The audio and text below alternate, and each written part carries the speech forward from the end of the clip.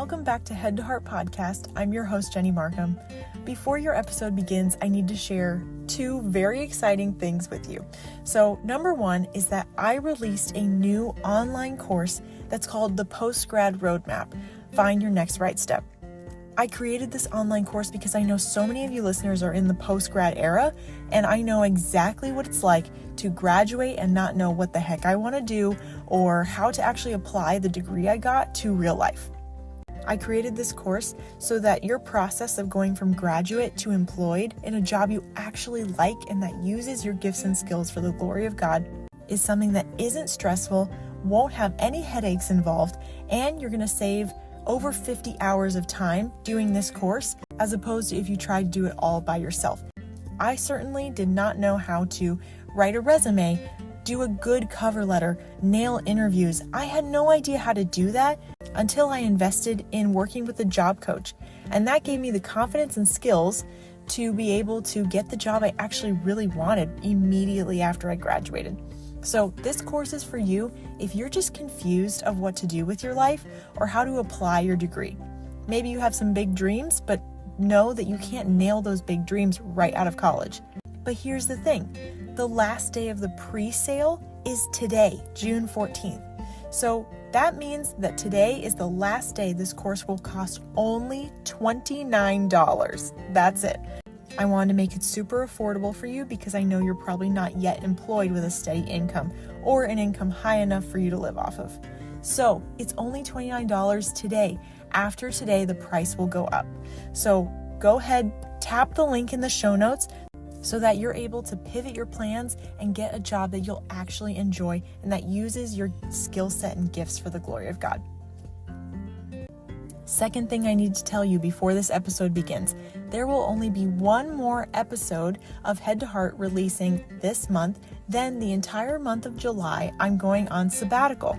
And I did this last summer, and it was the most refreshing, life-giving time ever to just take a breather from the podcast and just enjoy summer and brainstorm and relax and enjoy time with God, enjoy time with my family.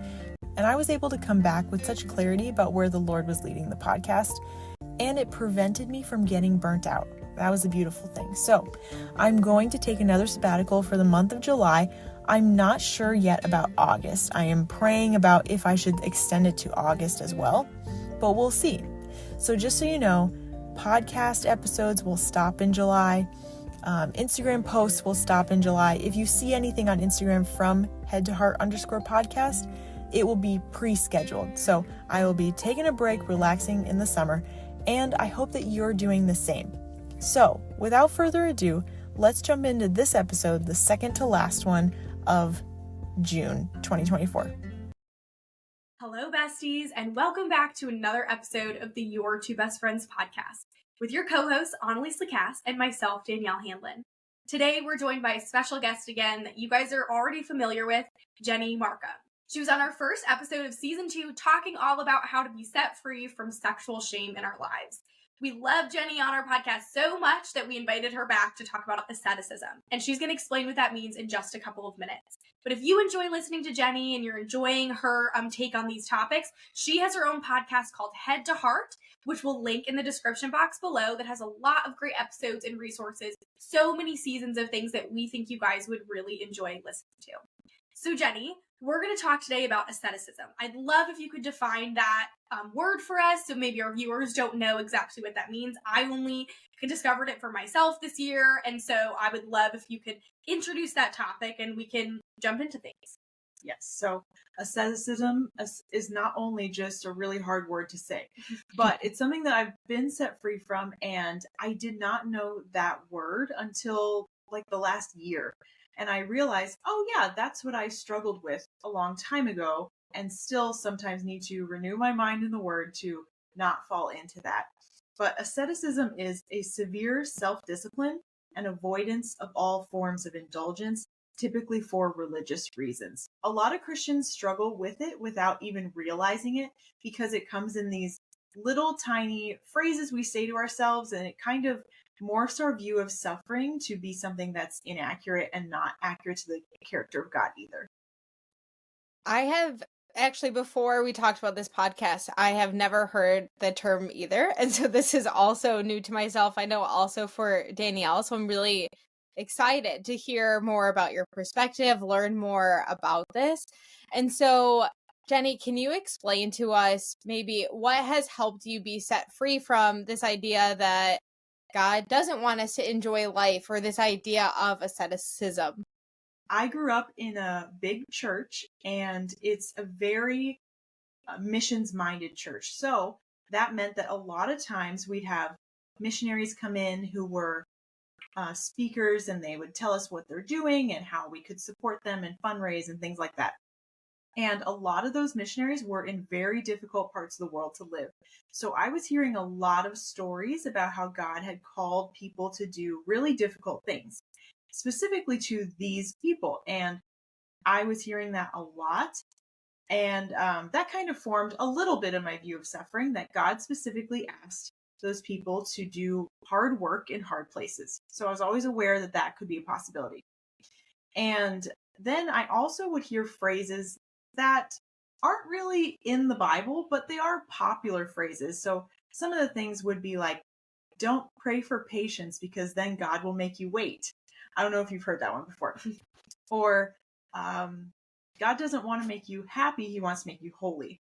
And so there's nothing necessarily wrong with those phrases, but I was hearing them so often that, and things like that. Oh, another one that I just thought of that I had heard, and I feel like you've joked about this with me before, and I was like, oh yeah, I did hear that growing up, was God saves his hardest battles for his toughest warriors.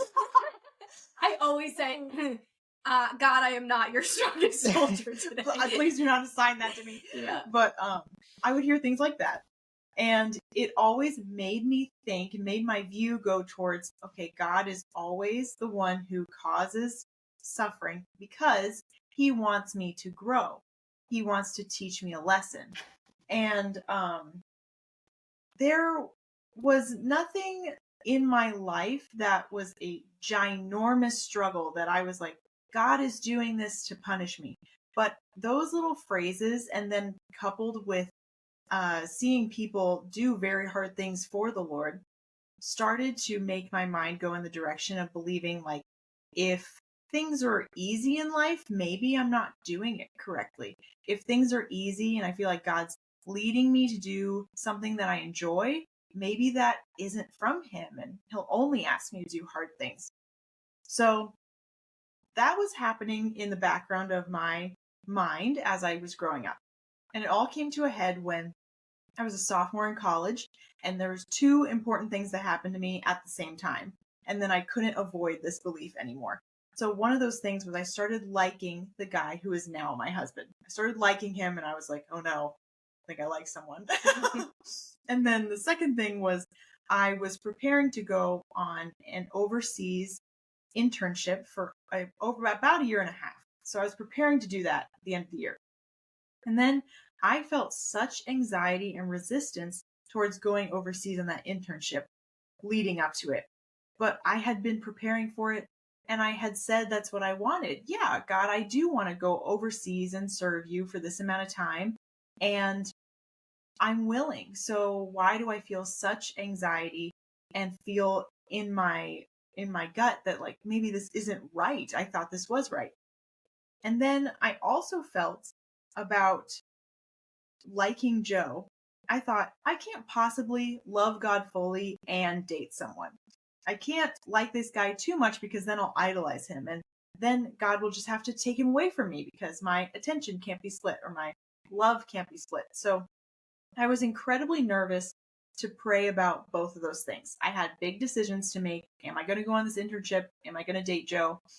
And I assumed that God was just going to say to do the hardest thing, which was go on internship and then not date Joe.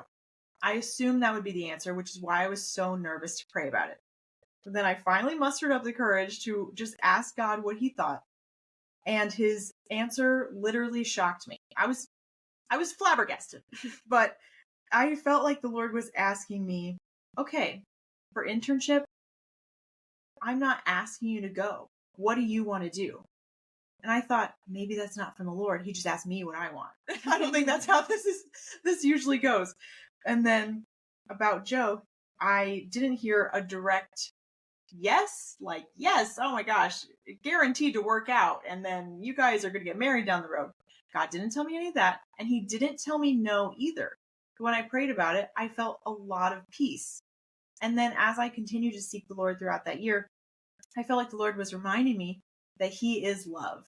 And he's the one who created romantic relationships. So why was I disqualifying myself from even entering into that? The possibility of entering into a romantic relationship or feeling like that wasn't right for me.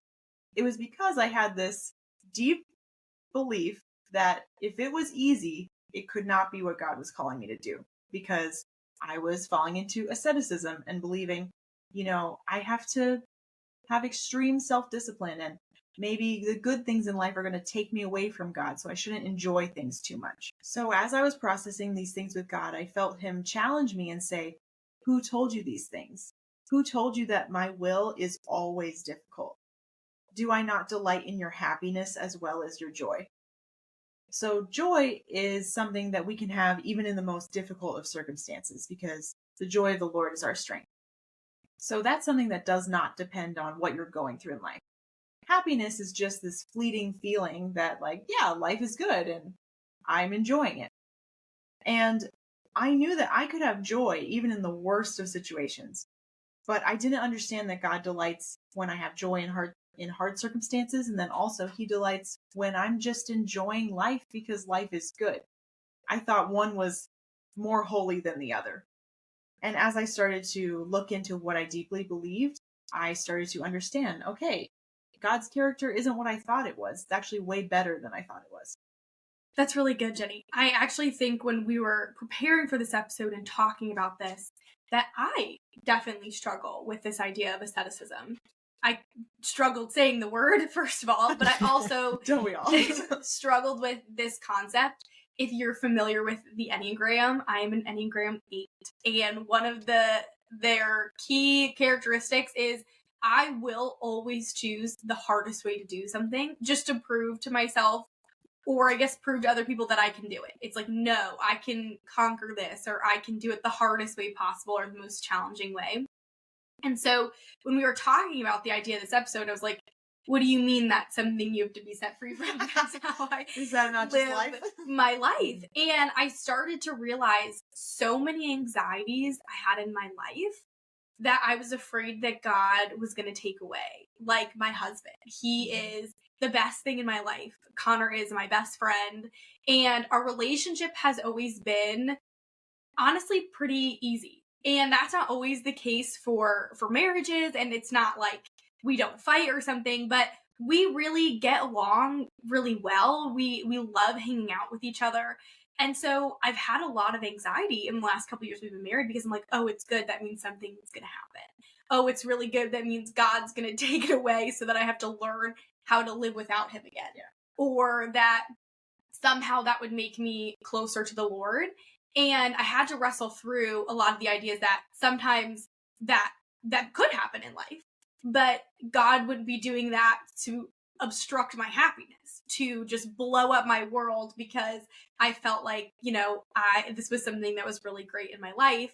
And God also desires that. But then when sin came in the world, and in the Garden of Eden, when shalom, the peace with God, just the relationship with God and us just being perfect, and us in nature and us with other people and things like that he delighted in their happiness. I mean, they had Adam and Eve had everything they wanted. They had him, and they had food to eat, and they had all the animals, and they had everything that they could ever want. And so it wasn't just joy, it was also happiness. And we can't depend on happiness because we don't live in perfect shalom, and we're working towards that, and we're not in the garden.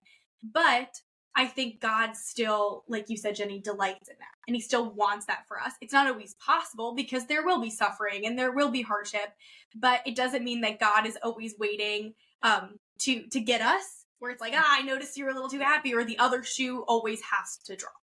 Yeah. Yeah, I can definitely see myself in what you were sharing, and especially when it came to missions. Actually, as a young girl, I felt very drawn to missions. And as I was older, that calling to missions changed, and I was able to learn about like sex trafficking and really felt a burden for that and how counseling plays into that. And so currently am working towards getting my master's in counseling.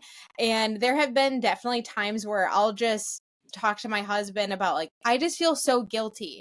Like I'm not overseas. I'm not living this hard life away from my family with like constantly sharing the gospel. Like that is true ministry. What I'm doing is like too easy to be ministry.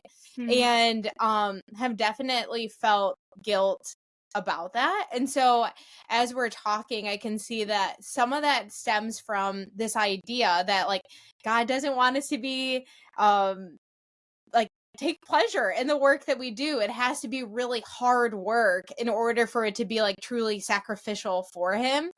And yeah, so I can totally see myself in this and how I still honestly struggle with this in my life. I think this is, thankfully Jenny's on here. Annalise and I were talking. We were like, well, we couldn't have done this episode by ourselves. And so we're excited to be going through this alongside you. Maybe you didn't realize as you're listening to this, oh, maybe that is something I've internalized and that I didn't realize I struggled with. So that's why we were really excited to bring Jenny on, because Annalise and I are walking through this as well. We're not beyond this. So Jenny, how does being free from asceticism and this idea that God doesn't want you to have any pleasure, happiness, and, you know, the holiest life is the most suffering, allow you to view suffering in yourself and in the world, in reality, in how it actually is? So, like you guys were saying, I recognize that I was always looking for the other shoe to drop. I was always thinking like, don't enjoy it too much because it could leave. And, you know, what if you enjoy it, but then you stop enjoying God? Then he'll have to take it away so that you know, put your delight back in the Lord. But as he changed my perspective, I feel like that is something we use as a coping mechanism. And that's not something that I made up and that's my original idea. The coping mechanism is called foreboding joy. And I learned this from Brené Brown and all her work on shame and vulnerability. But foreboding joy is, let me give you an example. You're on a family vacation and you and your family are at the beach and you're just thinking like, wow, we never get this time together. This is so nice. I'm so happy and grateful that we get this time as a family together. But then all of a sudden in your imagination, you'll imagine one of your siblings drowning at the beach. And you're like, whoa, that's not actually happening, but it's something that your brain popped into your mind because you were feeling happy, and to be happy is to be vulnerable. Because when we're joyful and enjoying and delighting, we know that there's a possibility that will not last forever, as life does. So it's a coping mechanism that we use, people to varying degrees of it, where we say, don't get too comfortable, don't be too happy, just make sure you know that something could always go wrong. And it keeps us in that state of anxiety. So, and that is a byproduct of asceticism. I was using that coping mechanism so much that I had to learn to stop and realize, okay, maybe something awful would pop into my imagination, but that's not currently happening. And a weapon against that coping mechanism is gratitude. To recognize, okay, I'm feeling that way because I'm just really grateful my family's all at the beach today. It's so nice to be here. And then now I'm able to realize that when suffering does happen, as it does, I don't need to know the reason right away. And that coping mechanism of foreboding joy is, saying, don't get too comfortable. God could take it away. But I don't need to understand why suffering is happening right away anymore, because I'm not automatically putting it on God. So I would say, okay, this terrible thing happened. I don't get it. And I would just go to God with my confusion instead of assuming there must be a lesson here I need to learn. And once I learn that, then I'll get past this suffering and I'll level up in my spiritual maturity. Now I know on this side of heaven, I may not know the reason why suffering happens. But I also do have the promise in Romans 8:28 that God will work it all together for my good. So I cling to that promise instead of trying to understand why things are happening. There are times that things will come full circle in your life and you'll be like, wow, that's why that had to happen, because then God worked through this and he changed it all around and I learned this, and whatever lesson you learn. Sometimes you will fully understand. Other times you won't. And I am able to now sit with the mystery and not try to blame it on anyone, especially God.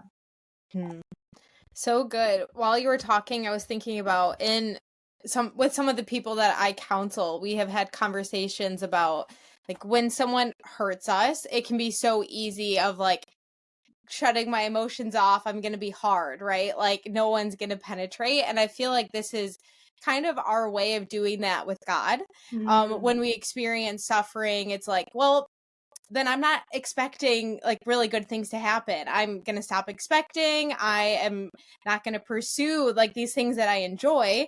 And it's maybe like our version of like, I'm shutting off emotion. I'm getting hard so that I don't feel pain in the future, because it is vulnerable to be happy and to choose to continue to be positive, even after hard things happen.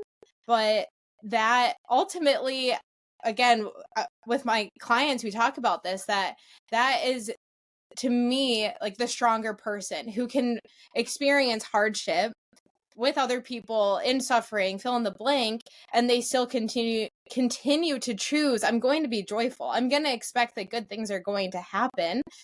That to me shows a lot more strength than just saying like, all right, I give up. Like this is life. We suffer and then we die. And so, Yeah.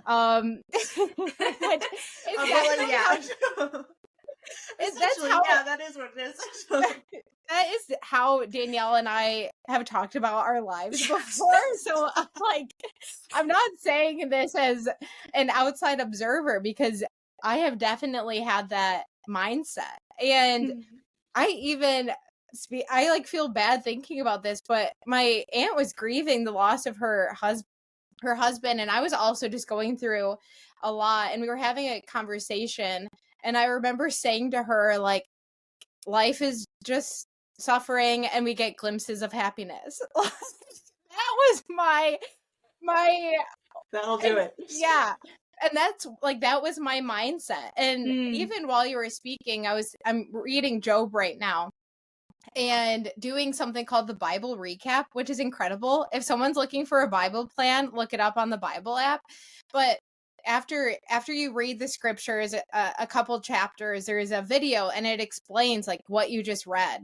And a lot of what is happening, right? Job is mourning and his friends are not giving him good advice. And it's a lot of basically what I did to my aunt. Like, yep, well, I guess it was a little bit different in their like description of what they're trying to assume what Job has done wrong, right? Like, you're suffering because you're in sin. And Job's like, I'm not in sin actually. And so, yeah, I can just see how we so badly want to understand why we're suffering. So I think that's really good what you were saying. Sometimes we don't understand why we're suffering. And in the end, I think we can see in Job's instance, and then also my story with my aunt, it helps us when we understand this concept and we understand suffering better. We're actually able to mourn with people better. We're not giving them advice about why this is happening, but we're able to sit with them and just say like, this sucks. Suffering really sucks. And I'm sorry you're experiencing this. But right, as the verse says, like, joy comes in the morning. And so I feel like it shifts the way we're able to handle our own suffering and other people's suffering as well. It made me think, Annalise, about our episode about the dark night of the senses, where we really would be like, life is just suffering and then you die. And we did talk about how Annalise and I have the flair for the dramatic. And but it really puts you in a vulnerable position, like we're talking about, where for me, it's like when suffering comes, it's easier to just think God is just going to cause suffering always, than to have to go back and remind myself of God's character to cope in each situation. Because every time then suffering comes, I have to reconcile, do I think God is good if this is happening in my life? What do I believe about him? What do I believe he wants for my life? How could he allow this to happen? X, Y, Z. And so it's easy to just like put a black and white lens over the whole thing and just be like, God is like this. That's why it's happening. And that's how I'll cope with these things. And like you said, Annalise, it makes us not vulnerable to suffering anymore. So like, that just happens. That's what's happening to me. That's what happens to you. Instead of being open and empathetic and vulnerable with other people, which allows us to actually build resilience in suffering.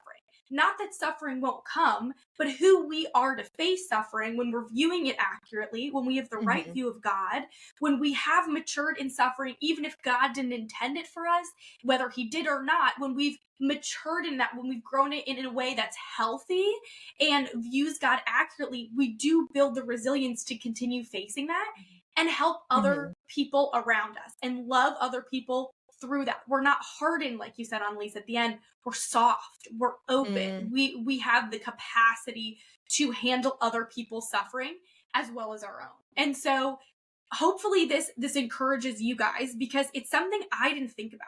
I didn't think that every time I viewed something as suffering or I was going through suffering, I had to reconcile God's character.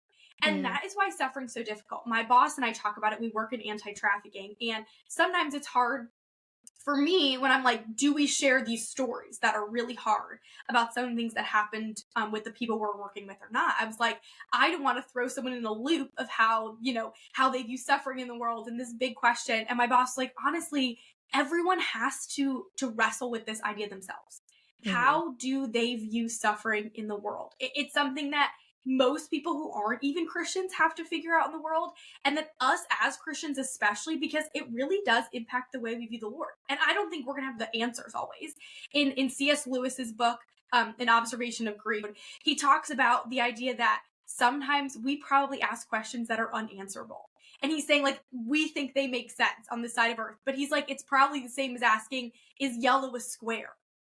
And things that we were like, oh God, like, why does suffering exist? What if that question, when we knew everything, we were outside of time and we're viewing sin and the world and everything from the end of all things, that's not a question that can even be answered in the way we think. I'm not saying that, but it's ideas that when we are in this vulnerable position of suffering, so happiness is vulnerable, suffering is also vulnerable, it does impact the way we view God. And so, struggling with asceticism really doesn't allow you to view suffering and God in the world in truth, in accuracy, in the way the word says. It is, like we've talked about, a way to protect yourself and protect your heart and protect your life. You're like, if I'm always, like we said, if I'm always waiting for the other shoe to drop, then I don't have to be, super disappointed. I don't have to wrestle through disappointment with God when I don't get that job I want, or when I didn't get into that school, or when a family member passes away and I really thought they were going to be healed. I don't have to work through that with the Lord because suffering just happens, and so I half expected this. So it is harder to be free from this almost because it requires a little bit more work. It does. But you gotta dig deep. You gotta dig deep, and you have to process with the Lord, but it's ultimately way more beautiful. It allows you to experience life fully and view suffering and God in their true form. So on that note, Jenny, does God want us to be happy? What are your thoughts on that? It's a great question. I mean, one of the popular phrases that I heard all the time was, God does not want you to be happy. He wants you to be holy. I've also heard that about marriage. You've probably heard that phrase of like, marriage is not to make you happy. It's to make you holy. In some ways, that is right. In the way that like happiness isn't the end goal, because you're just not always going to be happy. But that phrase makes it sound like marriage just isn't enjoyable, period. And that's not true. So in asking that question, does God want us to be happy? It's almost kind of missing the point, because it isn't the end goal. Your happiness will never actually be the end goal, because your happiness is so temporary and fleeting that it can change literally in an instant when you have one singular thought. So when people ask that question, they would ask, they would get nervous. I would say like, well, if I say yes, God does want me to be happy, then maybe I'm believing a prosperity gospel, and maybe all I'm in this for is for health, wealth, and prosperity. But I would say that those three topics that we're so afraid are going to go down the prosperity gospel train, health, wealth, and prosperity, are topics that God talks about really often in scripture, especially in Proverbs, that he offers so much wisdom about them. And he says, you want good health, then, follow the Lord's ways. And he doesn't say, this is the formula for living to 100, like the blue zones. But he does say, do you want a good life? Then follow my instructions. And there's a lot of wisdom in the scriptures about them. So we don't need to be afraid of like, if I say yes to, does God want me to be happy? Does that mean that it's a fake gospel? Yeah, God does want you to be happy, but your happiness isn't his end goal. He's just happy when you're happy. And when you're suffering, he's willing to meet you there too, and be whatever you need in that moment, because ultimately he's committed to you, not just your growth, not just your happiness. That's really great. I think that he is happy when we're happy, and he's sad when we're sad. And sometimes I only think of it as like the mourning with me and like suffering with me, and I like find a lot of comfort in that. But then I also don't ever think, he's happy when I'm happy, like when I'm experiencing joy, when we get good news, when a new child is brought into the world, or when we get married, or when we get a job that we really wanted, that it's like, oh, God is rejoicing with us. And I think it's a beautiful and very healing picture to imagine that. And it is fleeting, because I think happiness is also very subjective. Like one thing would make someone happy, and the same thing could make someone be like, whatever. I mean, whatever. Yeah, so it doesn't even matter. So it could never be the end goal. But I do think that God gave us the ability to be happy. And so I don't think that we have to be afraid of it, because God will be with us in those moments in the same way that he's going to be with us in the suffering moments. And so if I trust God and my faith is in that he will be with me, I don't have to be scared of this ominous suffering that could come in the future. I can enjoy the right now, trusting that whatever happens, God is going to be with me. He's going to be faithful, and that on this side of eternity, there will be suffering, and I struggle with this. But on the other side of eternity, there's not. And there will be a life that we get to live that is without suffering. And so, we're not promised a life free from suffering, but we're also not promised a horrific suffering life. And so I think we have to hold both of those ideas in kind of this tension, in just bringing them to the Lord constantly, and being like, God, I'm going to enjoy the life you gave me. And when something comes, I know you're going to be there and you're going to get me through, even that, if that is suffering, which I'm sure most of us have and will experience in our life. We're not saying like, throw that baby out with the bathwater. Things are going to be really great from here on out, now that you've accepted that God wants you to be happy. But I think it'll allow us to enjoy those moments and not, like you said, have this foreboding joy. Yeah, and that is one of the reasons why I love the story of Jesus raising Lazarus from the dead so much in John 11, because it's so beautiful and confusing. So Jesus hears that Lazarus is sick, and he purposely stays where he is for 2 days. We don't really know why, the full reason. It just says he stays where he was for 2 days. Then he goes and walks to go see Lazarus and his sisters. And by then, Lazarus has already died. And his sisters are mourning and grieving and saying, Jesus, if you were here, he wouldn't have died. And Jesus says, he died so that the purposes of God would be seen through him. They don't really know what that means fully yet, but Jesus still mourns and weeps with his sisters, even though he knows that he's about to raise Lazarus from the dead, like within the hour. So he mourns when we mourn, even though he can see forward and see that this is not the end. And things will work out in the end. If you're a Christian, you truly can believe that things will work out in the end. Mm-hmm. That's really good. So Jenny, then kind of going along with this idea of asceticism, suffering, viewing these different things in life, is God's highest purpose in life to teach us, either through suffering or even happiness or all these things that happen in our life? Are they just so God can teach us? I used to think it was. I used to think that I was God's project. And I have found that I'm not his project. I'm his love, really. And so I found out that growth is not God's top priority for me, that my growth is important to him. He does prioritize me becoming mature in him and knowing him better, but it is not his top priority. His top priority is intimacy with me. And to know him and to be known by him truly is the greatest joy I could ever have. And that he also feels that same way. To know me and be known by me is also what he wants more than anything. And growth will come when that is happening actively. If you are cultivating intimacy with the Lord regularly and consistently, you will grow. And it doesn't always have to be when something hard happens.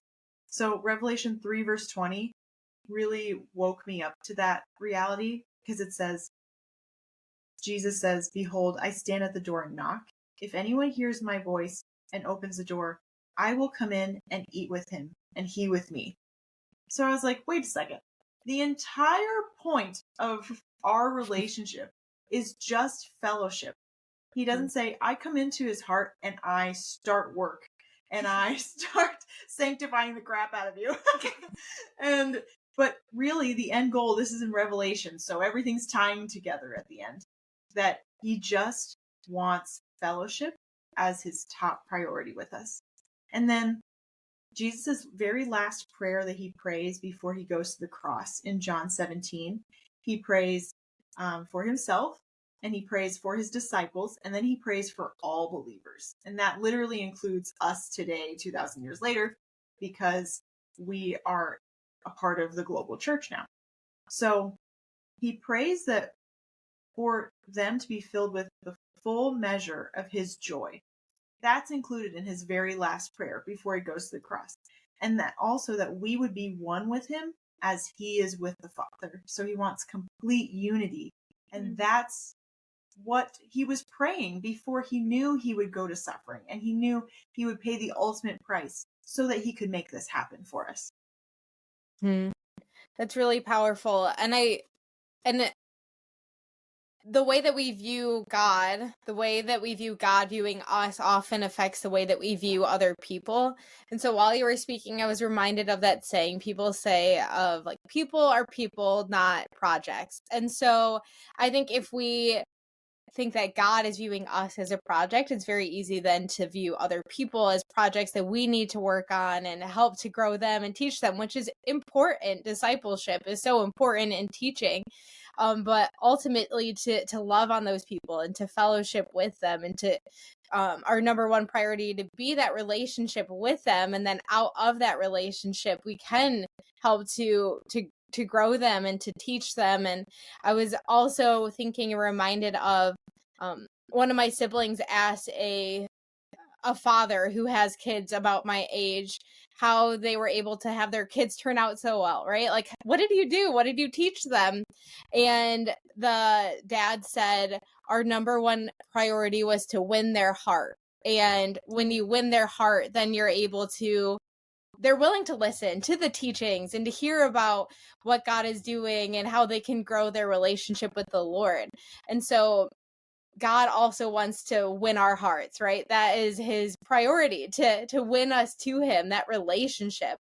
And once we're he has done that, then we're going to be much more apt to listen to the things that he's doing and the things that he's teaching us. And so I love that our view of how how we view God and see him then affects the way that we view other people. And so hopefully if you're listening to this, number one, it'll shift the way that you're viewing God, but also it'll shift the way that you are viewing other people and maybe they're suffering and how that you can love on those individuals.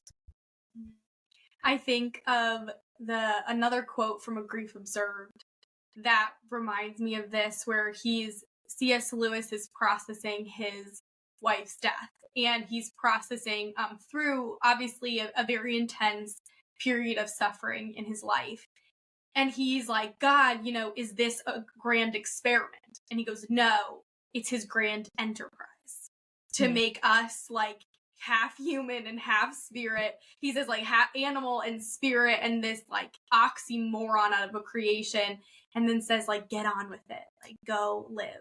And so I liked it because it is like what you're saying. The whole goal isn't so, we are described as clay in the potter's hands, but it's not like he's constantly like, oh my gosh, like I need to teach you.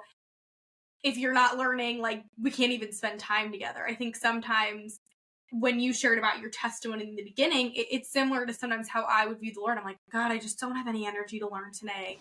I just can't go to the Word because I just don't have energy to hear something I'm doing wrong or something, whatever. And then every time I would go to the Word or go into prayer, he was so much more gentle than I thought he was going to be. And that was time and time again, not him going to me and like correction, be like, shape up, like you need to work on this. It was like, I just want to be with you, because out of the overflow of that, I become who I'm supposed to be. And it's like that for a reason. God isn't saying you will be taught, you'll grow into this person, and then you'll enjoy spending time with me, and then you'll know about me.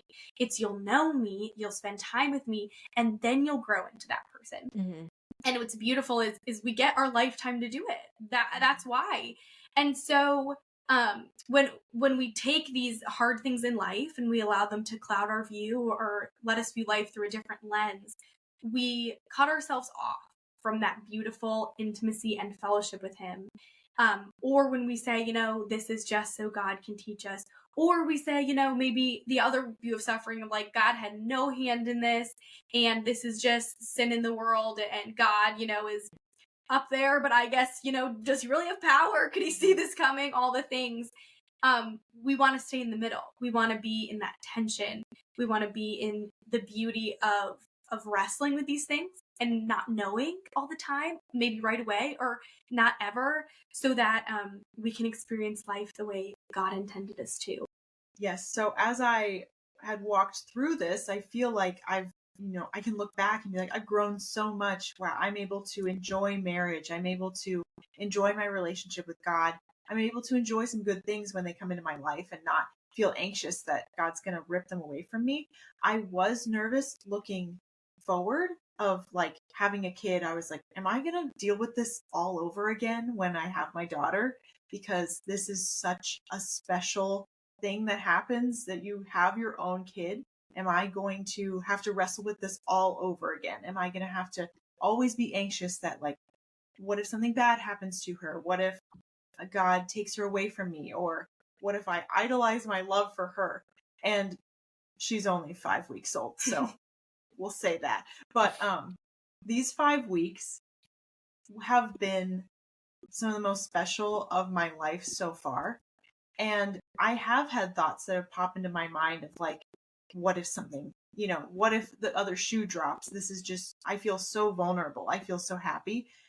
What if something happens to disrupt that? I am no longer blaming that on God. And I can look back and be like, I know exactly what to do when I have these thoughts.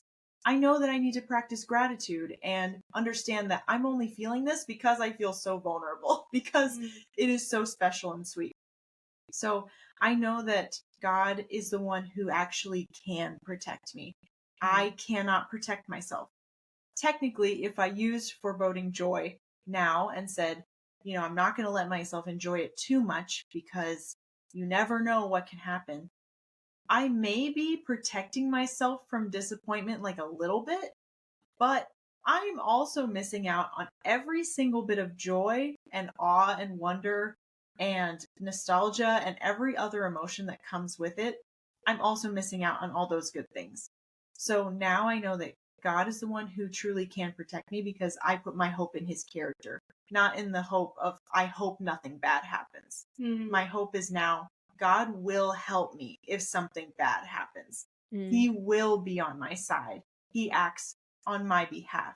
And so Psalm 27 is something that I have clung to every time I wrestle with this of he is my shield and my light, and he is my confidence. I could actually put my confidence in the fact that he's not going to change, even though my life will constantly change.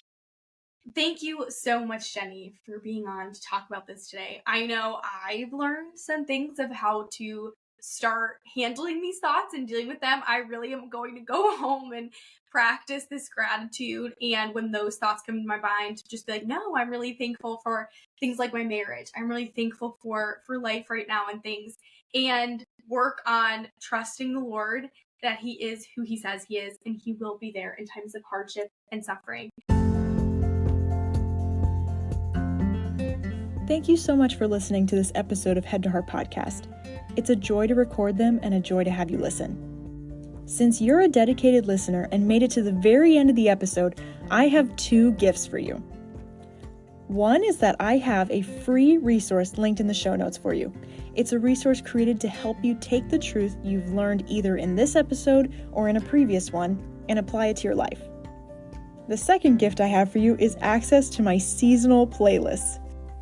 Every season, summer, fall, winter, spring, I create a regular playlist and a worship playlist that will be ongoing throughout the season. And you'll be able to follow it on Spotify if you need some good boogie tunes. Because let's be honest, in another life, I would have been a DJ. So you now have full access to meet all your seasonal music needs in the show notes. As always, I love hearing from you. So follow me on Instagram and send me a DM of how this episode impacted you. The handle is headtoheart_podcast. And if you would be so kind, leave a 5-star rating and review on Spotify, Apple Podcasts, or the website. By doing this, you'll help me get more amazing guests on the show in the future. I'll be releasing new episodes to you every other Friday, so stay tuned and thanks for joining us.